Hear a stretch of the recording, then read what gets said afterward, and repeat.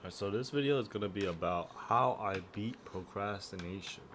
Okay, so procrastination, problem that everyone faces. I definitely have faced procrastination in the past when I was in school, when I'm working, you know, always like putting off tasks till a later time.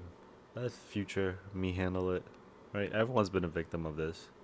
Alright. Some people have it way worse than others, right? But let's talk about how I handle it and some ways you could probably implement some of my little tips and tricks. All right. So the first thing is you gotta set a clear goal. Okay. So if you don't even know what you gotta do, it's hard to get started on doing what you have to do. You know what I'm saying? So really list out what you have to do and when you have to get it done. So let's say like you have an assignment due, right? Write out all your assignments, right? And then what I do in the beginning of the semester when they give out like the syllabus in college, right? I just put everything I could possibly put into my schedule. Okay, so right off the bat, I have everything laid out, everything that needs to be done, that 100% that has like a deadline that needs to be done, every test that's coming up, right? It's all already assigned a specific date and time, right? So that would be my step number one, right? My number one tip is set a clear goal, right? Set your schedule and set like specific. It has to be very specific. Like you can't just be like willy nilly, right?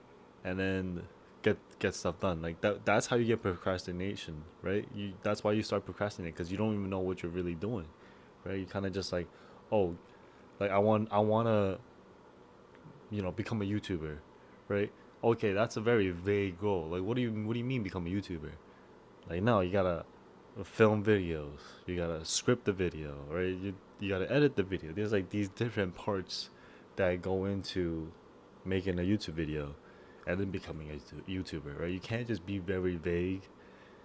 That causes procrastination, right? Being so vague that you don't even know the specific steps to go about what you want to accomplish, right? So that's what I would recommend just being very clear on what you're trying to achieve, right?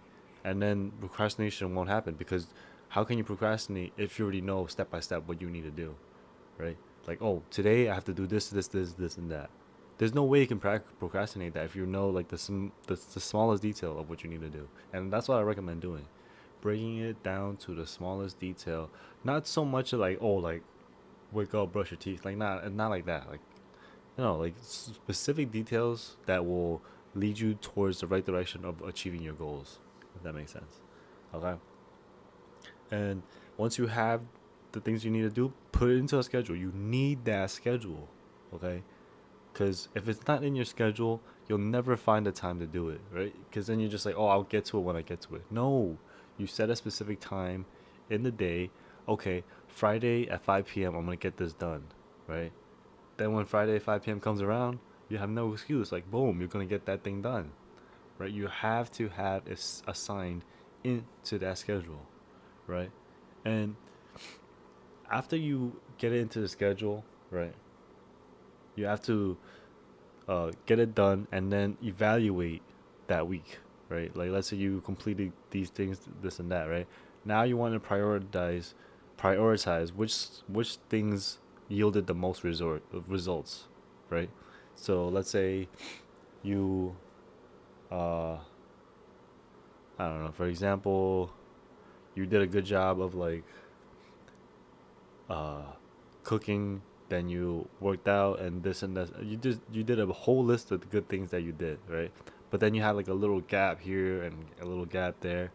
Then you'll, you know, figure out ways to move things around in your schedule to fill in those gaps.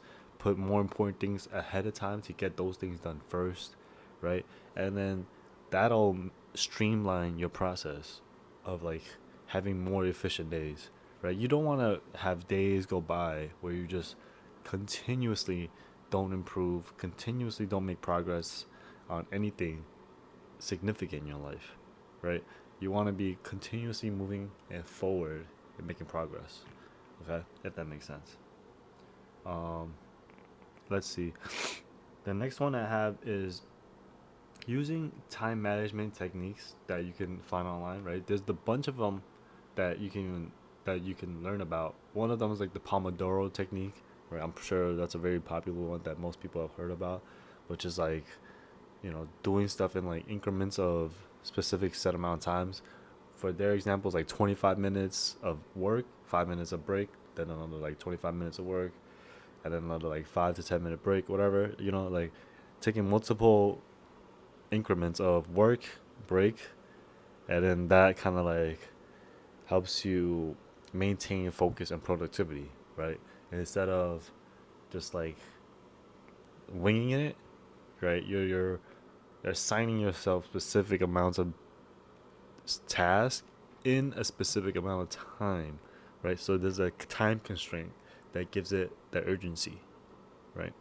And then those breaks just gives you a little time to recuperate. And in that little break time, you have a little tea, drink some water, get a little snack, close your eyes a little bit, just lay down for a bit, completely okay.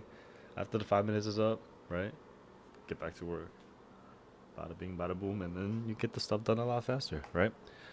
And I always recommend this to like people with really really big tasks, right?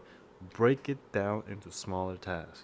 Like there's no way that someone can achieve a big goal by just having that big goal, right? They have to break it down to daily actionable tasks. Like if you're trying to become like a successful real estate agent, right? You can't just be like, "Oh, I want to be a millionaire real estate agent."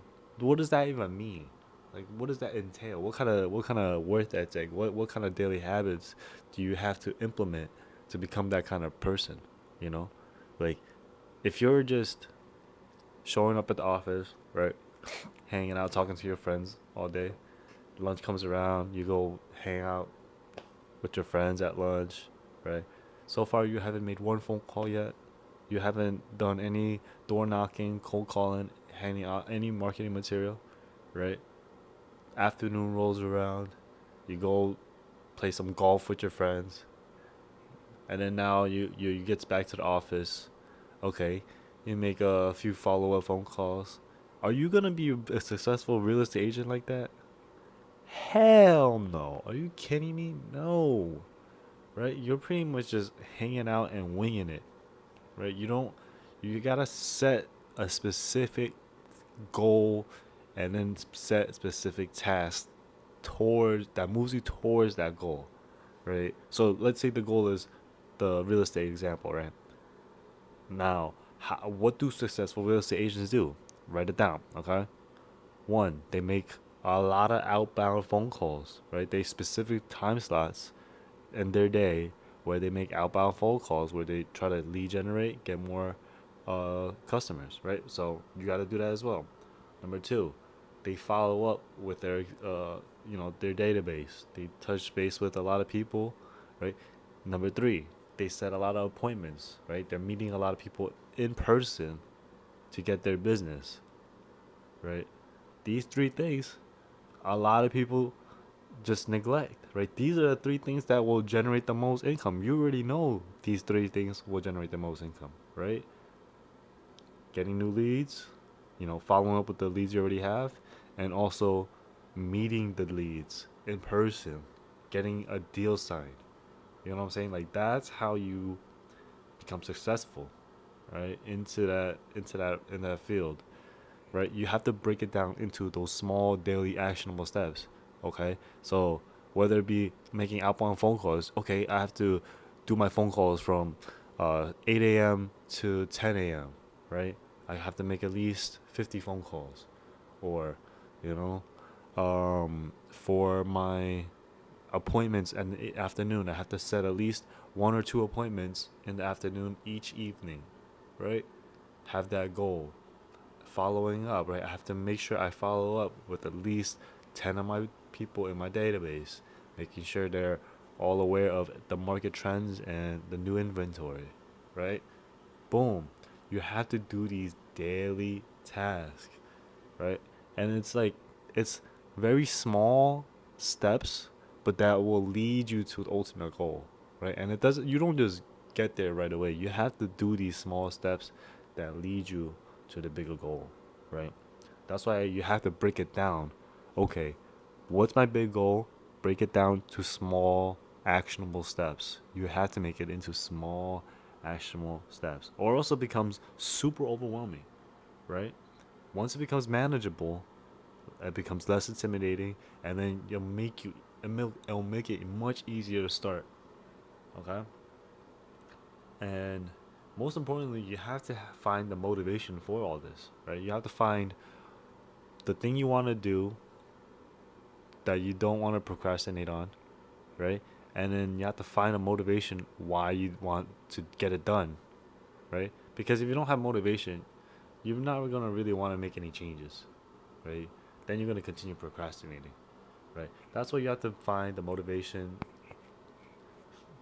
basically the reason why you want to get it done and not procrastinate any longer, right?